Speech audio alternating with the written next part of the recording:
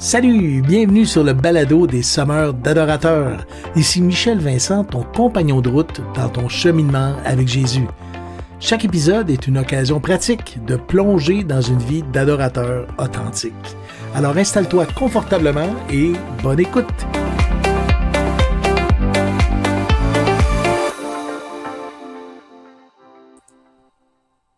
Épisode 2, déjà, salut les sommeurs d'adorateurs et bienvenue sur ce podcast fantastique, merveilleux, édifiant, je l'espère. Et juste comme ça, je me suis écouté. J'ai écouté l'épisode 1. Heureusement, j'avais pas 400 épisodes à écouter. Et je trouvais que ça manquait de structure. Fait que j'ai décidé de structurer ça un petit peu plus à partir de cet épisode ici, l'épisode 2. Et on va avoir une intro, ce qu'on fait là, tu sais, nous mettre un peu dans le bain du thème qui s'en vient. Puis après ça, on va développer l'aspect théologique. Ensuite, l'aspect pratique. Puis j'aimerais ça te partager à la fin de l'épisode mes réflexions. Mes réflexions à propos de ce qu'on va voir à travers le 20 minutes qu'on va passer ensemble. Donc, c'est ce que je te propose. Le programme du jour, évidemment, si tu es abonné à mon Instagram et mon Facebook, tu vas avoir tout le long du mois des photos inspirantes, des stories, des reels, tout ça en lien avec le thème. Donc, reste en ligne. Des fois, il y a des réflexions spontanées que je vais t'amener. Comme je l'ai dit dans le premier épisode, chaque mois, ça va être un thème en rapport avec soit un événement, soit une fête ou quelque chose à souligner dans le mois à venir.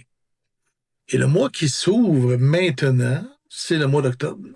Et le mois d'octobre, c'est le mois qui s'est fini avec une fête bien spéciale. Je sais que pour certains, parler d'Halloween, c'est un peu tabou. Et sois rassuré, on ne parlera pas d'Halloween aujourd'hui. Et je veux plutôt t'amener dans un sujet différent, peut-être plus profond, en tout cas, ça dépend pour qui. Mais j'aimerais quand même que si tu as 20 minutes à consacrer et tu veux vraiment approfondir ta théologie ou ta connaissance par rapport à l'Halloween, il y a Florent Varac qui a exposé un super épisode sur le blog Tout pour sa gloire. Le titre, c'est « Un chrétien peut-il fêter l'Halloween ?» C'est clair, c'est l'épisode 434. Je te mets tout ça dans la description du podcast. Tu vas pouvoir aller écouter ça dans la quiétude et sans inquiétude, justement. Donc, je ne discute pas de l'Halloween, mais on va parler de masque aujourd'hui. C'est ça le lien avec le thème. On va parler de masque. C'est à mon avis, plus profond. On va pas parler de bonbons, puis on va pas parler de costumes effrayants, mais de ces masques que nous, on peut se mettre régulièrement et qui viennent ternir notre vie d'adorateur. Beaucoup, même. Ce podcast, cet épisode-là est un appel, je l'espère, à la transparence, à l'authenticité, à la liberté qui vient avec l'Évangile. Quand on enlève nos masques, il y a une légèreté qui s'installe, une joie et une grande paix. Donc, c'est un thème vraiment puissant pour l'adoration qui va nous permettre de transformer, je l'espère, cette occasion culturelle qu'est l'Halloween en occasion de glorifier Christ et de vivre l'Évangile à fond et une vie d'adorateur vraiment authentique.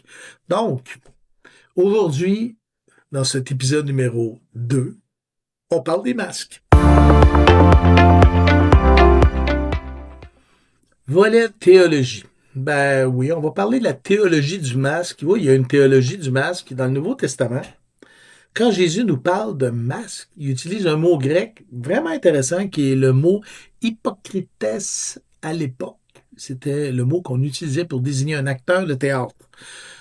Bon, jusque-là, il n'y a rien de négatif, mais quand quelqu'un se cache derrière un rôle, qui joue un personnage sur scène, c'est une chose. Mais Jésus lui a utilisé ce mot-là pour dénoncer ceux qui jouaient un rôle de piété. C'est-à-dire ceux qui faisaient comme s'ils étaient au-dessus de leur pompe, ils se mettaient même à juger les gens qui avaient pourtant le cœur loin de Dieu. Donc, ils faisaient comme s'ils étaient proches de Dieu, mais leur cœur était éloigné. C'était ceux qui cherchaient la louange, la gloire des hommes, plutôt que l'approbation de Dieu. Jésus a dit, Matthieu chapitre 6, versets 1 à 2, 5 et 16.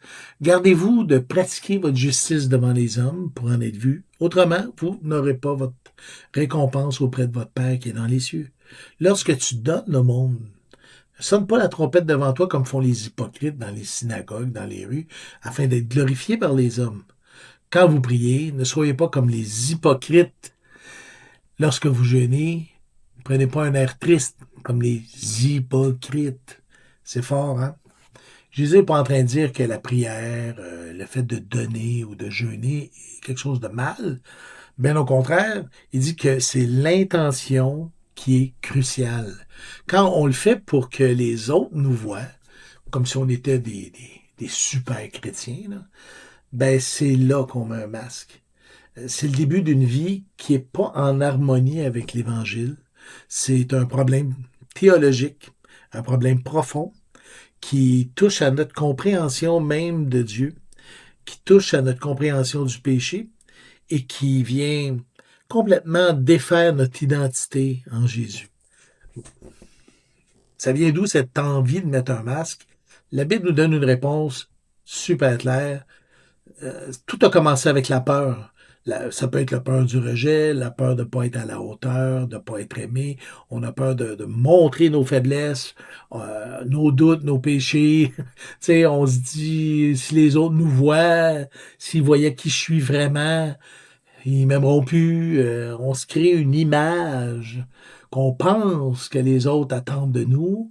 Puis là, on se met à mettre un masque de chrétien parfait, quand au fond, on a tellement soif de grâce puis d'authenticité. C'est un drôle de paradoxe. Tu sais. Le premier masque dans l'histoire n'a pas été mis d'en face. C'est Genèse 3,7. Les yeux de l'un et l'autre s'ouvrirent. Ils connurent qu'ils étaient nus et ayant cousu des feuilles de figuier, s'en firent des ceintures. Premier masque. Le problème, c'est la peur. Littéralement. La peur engage un paquet de réactions en chaîne dans notre cœur. C'est la première, je dirais la première émotion forte qui a été vécue par l'homme avec la honte. Ce que Adam a vécu lorsqu'il a eu sa rencontre avec Dieu dans Genèse 3, versets 8 à 11, je vous lis ça. Alors ils entendirent la voix de l'Éternel, Dieu, qui parcourait le jardin vers le soir. Et l'homme et sa femme se cachèrent loin de la face de l'Éternel Dieu, au milieu des arbres du jardin. Ils ont eu peur. Mais l'Éternel appela l'homme et dit, où es-tu? Il répondit, j'ai entendu ta voix dans le jardin et j'ai eu peur parce que je suis nu. La peur, la honte. La honte, c'est la peur de dévoiler la faiblesse que je suis. Et je me suis caché. J'ai mis un masque. L'Éternel Dieu dit, qui t'a appris que tu es nu? Et est-ce que tu as mangé par hasard de l'arbre dont je t'avais défendu de manger? Bon, moi, je vous invite à lire toute l'histoire dans la Bible, chapitre 1, 2, 3 de la Genèse. C'est la base de tous les masques. C'est de là que tout part. Donc, si tu veux être autre chose que ce que tu es, qui t'accepte pas vraiment la personne que tu voiles ou que tu sais être, ben, tu portes probablement un masque. Tu t'en es tricoté un, tu t'en es sculpté un. Adam a voulu être Dieu. Hein, ça a commencé comme ça. Adam a voulu être Dieu. Hein, vous serez comme Dieu, connaissant le bien et le mal. Et c'est le propre de chacun de nous. Quand il était confronté devant Dieu, il s'est caché. Il a bien réalisé qu'il n'était pas Dieu. Et cette réalité-là nous rattrape vraiment rapidement. Puis les émotions qui jaillissent dans notre cœur devant ce miroir-là vont être la peur, l'anxiété, la déception, la tristesse. On se voit tel qu'on est, puis là, on réalise on n'a pas ce qu'il faut pour nos ambitions. Puis là, ça génère toutes sortes de complications quand finalement, c'est l'identité. C'est une question d'identité. Une idée de génie. Je vais faire comme si j'étais Superman. Bon, j'aimerais être Superman, j'aspire être Superman, donc je vais faire comme si j'étais Superman. Puis on est tellement créatif, maladroit et irréaliste. Et là, je vais te raconter une histoire qui est arrivée pour vrai. Il y a eu un événement vraiment dramatique qui s'est passé, mais d'une grande tristesse. Il y a un enfant qui avait vu le film Superman. Et il s'est accroché sa doudou autour du cou et il s'est lancé en bas de l'immeuble. Il est mort. Il est mort. C'est terrible. Souvent, on est comme ça. On meurt quelque part à la joie, on meurt même à l'amour, parce qu'on veut tellement être la personne qu'on n'est pas. On répond des fois en se créant des règles. On va se créer des religions. On va devenir axé sur la performance. On va se mettre à contrôler. Tout ça vaut pas mieux que des feuilles qu'Adam s'est mis autour de la taille. Il n'arrive pas à cacher la réalité. Le petit enfant qui a sauté de son immeuble pensait qu'il était tellement certain que la cape ferait de lui un super-héros qui a sauté. Et on fait la même chose tout le temps. On a l'impression que les masques qu'on se met vont nous aider, vont nous amener, nous propulser à être quelqu'un qui va vraiment nous amener vers l'achèvement de ce qu'on pense qu'on pourrait être. Un peu comme dans le film Le Masque. Jim Carrey, mais ce masque-là, tout d'un coup, il devient l'homme rempli d'assurance qu'il aimerait être quand finalement, c'est une destruction à petit feu qui est en train de se passer. La solution ultime, c'est un nom. C'est Jésus. Ça a l'air tellement simple comme ça, mais 2 Corinthiens chapitre 5, verset 17. Si quelqu'un est en Christ, il est une nouvelle créature. Voilà. Les choses anciennes sont passées, toutes choses sont devenues nouvelles. La vérité, c'est que notre identité n'est pas dans nos performances, même pas dans notre apparence, c'est pas dans notre image. Tu sais, l'image qu'on projette, c'est pas ça notre identité. Notre identité, c'est notre position qu'on a en tant qu'enfant de Dieu. On est aimé, on est racheté, on est pardonné par Jésus. Ce masque-là est totalement inutile. Dieu nous aime tel que nous sommes. C'est rien à voir avec cette valeur qu'on essaye de s'ajouter ou cette identité-là qu'on essaye d'altérer. Euh, on vit dans l'opinion et le regard des autres en pensant que la bénédiction va venir de ces gens-là. Mais ce qui est important vraiment, c'est pas ce que les autres pensent de toi, c'est ce que Dieu pense de toi et ce qu'il a fait de toi. Et encore plus important, c'est de réaliser qui tu es vraiment en lui. C'est facile en théorie, c'est pas simple dans la pratique de t'arrêter, de voir qui tu es. Et c'est pour ça qu'on a une piste d'application qui s'en vient là. Bon, quelques pistes pour laisser tomber les masques, tu sais, parce que honnêtement, qui est vraiment heureux quand il est conscient du masque qu'il porte? C'est sûr qu'il y a des gens qui, eux, s'en rendent pas compte et ils vivent avec ça et ils ont des malaises, puis des maux de ventre, puis des peurs, hein, parce que de toute façon, la peur est universelle. La peur qui engendre l'anxiété, la honte. Et ça, on le vit de toute façon. Notre façon de réagir, elle, par exemple, va faire toute la différence. Est-ce que ta peur, ta honte, ton anxiété va t'engager à mettre un masque, le masque de la personne que tu aimerais être, ou tu penses que les autres voudraient que tu sois, ou simplement être toi-même. Simplement être toi-même. Bon. Première piste que je t'emmène. Piste d'application. Cultive une honnêteté radicale. Qu'est-ce que je veux dire? On va pas se mentir, c'est vrai que des fois, dans la communauté chrétienne, ça peut être un terrain glissant, ça peut être difficile. On n'ose pas être nous-mêmes, puis en même temps, on se met une espèce de pression invisible par rapport à la spiritualité, par rapport à la piété. On a peur de dire qu'on fait des choses mauvaises ou qu'on pense des choses mauvaises. Jacques 5, 16, chapitre 5, verset 16 dit, confessez donc vos péchés les uns aux autres, priez les uns pour les autres afin que vous soyez guéris. C'est tellement un début fantastique de trouver quelqu'un, un partenaire ou une partenaire de prière pour lequel tu peux avoir une redevabilité puis une transparence à toute épreuve.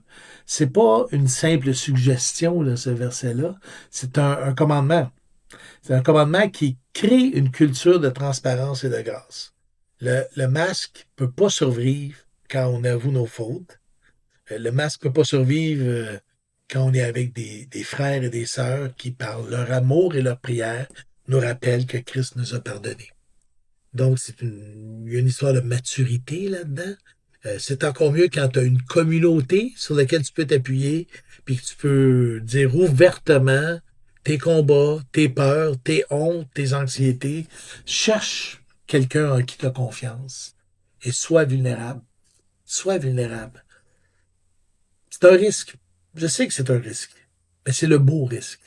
Partage tes luttes, prie ensemble. C'est dans cette vulnérabilité réciproque qu'on trouve la vraie force. Vraiment. Deuxième suggestion. Ressens ton identité sur l'Évangile. La racine de la peur, puis du masque, c'est ton identité qui est mal placée. T'aspires à être quelqu'un qui n'existe pas. Cette personne-là que tu rêves d'être ou que tu aimerais que les autres voient, elle n'existe pas. Et là, tu te définis à travers cette personne-là. Imagine comment c'est lourd. On se définit pas par ce qu'on fait, pas par notre service, ni par notre réputation, ou même par notre ministère. Quand tu arrives à avoir cette liberté-là de te définir uniquement à travers Dieu, c'est cette définition-là ou cette liberté-là qui va te faire agir comme tu devrais agir, comme toi-même. Et si on se plante, mettons là, que ça va pas bien, qu'est-ce qui va se passer? L'apôtre Paul nous donne en Galates 2:20, il dit, j'ai été crucifié avec Christ. Voilà. Si je vis, c'est plus moi qui vis, c'est Christ qui vient à moi. Ta valeur, même si tu te plantes, même si ça va pas bien, même si tout ce que tu peux imaginer, là, ta valeur ne dépend pas de ta performance, ni des followers sur Facebook peut-être, ou de tes commentaires, ou tout ce que tu peux imaginer. Là. Tout ce que les gens pensent de toi, c'est pas ce qui définit ce que tu es. Ta valeur, elle, est inestimable parce que tu as été racheté à un prix, le sang de Jésus. Entre-toi dans cette vérité-là, médite sur la grâce, sur le pardon, sur le fait que tu es un enfant de Dieu. Un bon livre, là, honnêtement, là, un bon livre, c'est le livre Doux et humble de cœur de Dane Ortland, qui nous amène dans le monde de Jésus. Comment Jésus, lui, te perçoit. Et c'est tellement libérateur. Donc, premièrement, cultive l'honnêteté. L'honnêteté radicale avec des amis ou un groupe d'amis où vous vous entendez ensemble et sans jugement, on partage nos combats. Deuxièmement, ressente ton identité sur l'Évangile. Ça demande peut-être de lire, de prier, de demander à Dieu d'éclairer ton cœur pour que tu puisses comprendre, saisir toute la grandeur de l'Évangile pour lequel tu es tributaire déjà. Là, ça t'appartient. C'est ce que tu es. Si ton identité n'est pas claire pour toi, demande à Dieu. Demande à Dieu. Et le Saint-Esprit, par l'intérieur, va t'éclairer. C'est son rôle. Dieu est venu habiter dans ton cœur pour te montrer toute la richesse de qui tu es maintenant. Troisième, adore d'une manière authentique. Qu'est-ce que ça veut dire? Quand on adore, c'est le moment le plus authentique que tu peux vivre. C'est le moment où tu te tiens devant Dieu, tel que tu es, sans te cacher. C'est un moment où l'adoration, c'est ma réponse devant ce que Dieu est. Mais en même temps, ma réponse par rapport à ce que je suis. Plus je vois qui je suis, le pécheur que je suis, plus je pourrais facilement tomber dans la honte, mais plus je réalise l'amour de Dieu, la grandeur, le spectaculaire amour qu'il a pour moi et comment il m'accepte, il est patient, il est bienveillant, sa bonté. Plus je vois cette dualité-là, plus je ne peux pas m'empêcher de m'abandonner, de l'adorer. Psaume 29, verset 2. Donnez à l'Éternel la gloire due à son nom. Adorer l'Éternel avec des ornements sacrés. C'est un appel à la beauté, de la sainteté, de la pureté de Dieu. De Dieu. Attention, la sainteté, c'est pas l'absence de péché, c'est la conscience d'avoir besoin du pardon. 1 Pierre 5, verset 6 et 7 dit, humiliez-vous donc sous la puissante main de Dieu. Humiliez-vous donc. C'est-à-dire, voyez-vous tel que vous êtes. Hein? C'est l'humilité. L'humilité, c'est d'avoir une juste perception de qui je suis. Bon, et afin qu'il vous élève autant convenable. Donc, plutôt que de mettre un masque, je le réalise avec Dieu et j'accepte qui je suis devant lui. Déchargez-vous sur lui de tous vos soucis, car lui-même prend soin de vous. C'est l'anti-masque à fond. L'anti-masque. Alors, quand tu adores, ben, contente-toi pas seulement de chanter des paroles. Vis-les, laisse ton cœur crier à Dieu. Dans la joie ou dans la peine, c'est ça la vraie adoration. Un cœur transparent devant un Dieu qui voit tout, qui t'aime malgré tout. Oui, Dieu voit ta nudité. Dieu voit ta médiocrité peut-être. Et même ton échec. Mais tu sais quoi? Il t'aime. Il t'aime jusqu'à la croix. Ouais, donc cultive l'honnêteté. Redécouvre ou découvre ou explore qui tu es en Jésus, puis adore Dieu d'une manière authentique, réelle, simple, toi-même. Bon, ben, on arrive aux réflexions. Moi, je m'inspire d'un podcast que j'écoute et que j'aime beaucoup. Ça s'appelle Les Ambitieux de Mathieu Guénette. Puis il termine tous ses épisodes avec une réflexion personnelle qui, des fois, s'en va complètement dans le champ gauche. Mais là, c'est plutôt personnel. C'est moi qui parle un peu avec une liberté.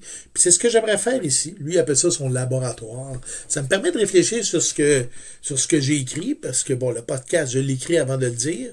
Et ça me permet de réfléchir là-dessus, de partager. Bon, il y a une dizaine d'années, moi, j'étais pasteur à Mascouche. Toute l'équipe est allée passer des tests psychométriques. Tu sais, on a mesuré notre intelligence émotionnelle avec le test de QI 360. Puis notre potentiel au travail avec le Berkman. Puis il y avait un test intéressant qui me fait penser au podcast d'aujourd'hui. Ça s'appelait les schémas de Young. Et finalement, les schémas de Young, c'est des mécanismes que tu développes, soit par des traumatismes ou des récurrences quand tu es enfant. Par exemple, un schéma de Young, ça peut être les gens vont te trahir. Si tu as vécu beaucoup de trahison dans ton enfance, tu peux développer cette espèce de réflexe, de mensonge qui crie dans ton cœur, où ça ne devient pas vraiment rationnel. Tu sais, c'est. Bon, je te dis la définition aussi, là, je vais te lire ce que j'ai retiré. Un schéma de Young est un modèle de pensée et de sentiment envahissant et durable, formé pendant l'enfance et influencé par des expériences précoces qui n'ont pas satisfait les besoins fondamentaux de l'individu. C'est fort.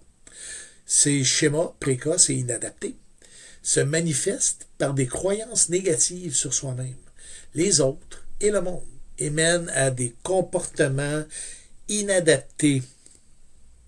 C'est l'évitement, de surcompensation, où on capitule, qui vont persister à l'âge adulte, affectant les relations et le bien-être émotionnel. Les schémas de Young, on pourrait appeler ça la fabrique à masques. Et moi, ben, j'ai découvert là que j'avais la fabrique des trois masques interrelationnels. J'avais un masque de soumission qui disait, le schéma de Young de soumission, c'est une personne, conduit une personne à se soumettre excessivement au contrôle et aux demandes des autres, sacrifiant ses propres besoins, souvent activés par une peur du rejet, de la colère ou de l'abandon. Avec ça, j'avais l'abnégation, c'est-à-dire le schéma d'abnégation, c'est cette tendance à sacrifier systématiquement ses propres besoins, ses désirs, ses émotions pour répondre à ceux des autres.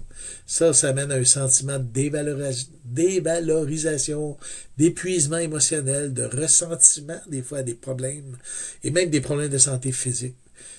Bon, puis le dernier, et non le moindre, c'était le schéma d'approbation. On pourrait dire masque de soumission, masque d'abnégation, masque d'approbation. c'est cette idée où on cherche constamment l'approbation et l'estime des autres au détriment de sa propre valeur et son authenticité. Tu veux-tu avoir plus dans Sois toi-même, poussant l'individu à se conformer aux attentes d'autrui pour se sentir bien. Ça m'amenait à porter constamment ces trois masques-là, un par-dessus l'autre, que j'ajoutais souvent en fonction de mon environnement, constamment, et je me sentais, et encore, si j'ai des relents, là, ça revient constamment, de me sentir comme un imposteur. Voyons, qu'est-ce que je fais là? Ou d'être figé, d'être tétanisé des fois dans certaines décisions, j'y arriverai pas, je serai jamais à la hauteur, ou de chercher complètement l'approbation de ceux à qui j'attribuais un certain pouvoir. Tu sais, où j'avais l'impression que parce que cette personne-là était mon patron, ben, elle aurait un certain pouvoir de bénédiction sur moi. J'avais besoin de son approbation pour faire des fois ce que Dieu me demandait. C'est fou quand même, hein? Et ça, c'est allé jusqu'à l'épuisement. À un moment donné, j'étais malade, je suis arrivé un peu au bout du rouleau, pas loin du burn-out, puis j'ai compris que je devais m'arrêter, et savez-vous ce que j'ai fait? Je me suis assis avec Jésus.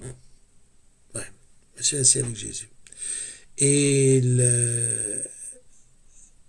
la voix me disait, la voix du Saint-Esprit me disait, tu es ce que tu es. Je t'aime comme tu es. Et j'ai pris la décision de revenir à l'Église, parce que j'avais quitté l'Église justement à cause de tout ça, avec cette pensée-là. Je suis ce que je suis et Dieu m'aime tel que je suis. Et moi, j'ai décidé de prendre et de faire tous mes efforts pour plaire à Dieu et plaire à Dieu. Et est-ce que ça a été efficace? Ben oui, mais c'était un combat. Un combat constant, c'est tellement fort à l'intérieur. Donc moi, je peux comprendre très bien quand ces masques nous collent à la face. Tu sais, encore comme dans le masque, il faut qu'il tire dessus.